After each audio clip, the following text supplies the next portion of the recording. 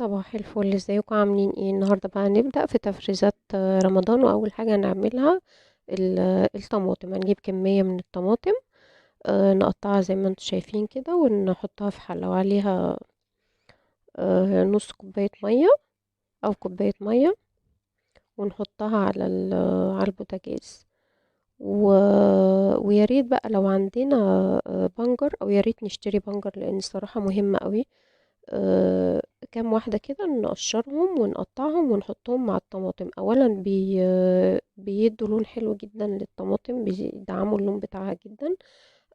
ثانيا هو يعني مفيد جدا الصراحة للكبار وللصغيرين، خصوصا للناس كمان اللي عندها أنيميا. بيظبط الدنيا خالص معاها يعني.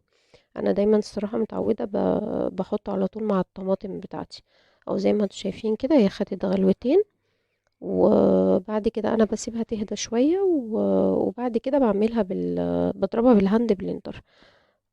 لو ما عنديش هاند بلندر طبعا بنفضيها جزء جزء في الخلاط وبنعملها. بس بصراحه الهاند بلندر ده يعني صراحة أحلى بكتير جدا جدا من الخلاط. أولا هو بيضربها كويس جدا، ثانيا بيسهل علينا ومش بيعمل لنا مواعين. احنا هي في نفس الحلة بتاعتها بنضرب بالهاند بلندر. وبعد كده لو عايزين نصفيها هنصفيها كلها وهنعبيها في اكياس.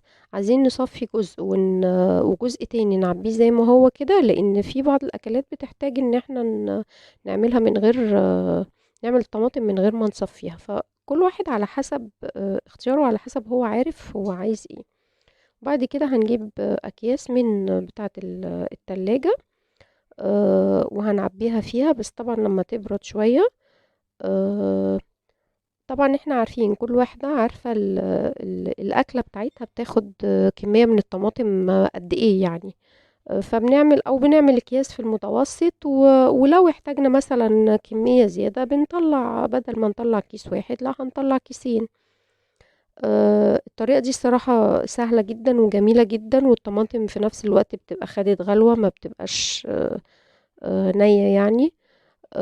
وبتسهل علينا كتير قوي بقى في الاكل، ان احنا هنعمل اي اكل فيه طماطم بنطلع الكيس يا دوبك يفك ونشتغل بيه على طول، بدل ما كل مرة نقعد نشغل الخلاط آه، ونعمل طماطم.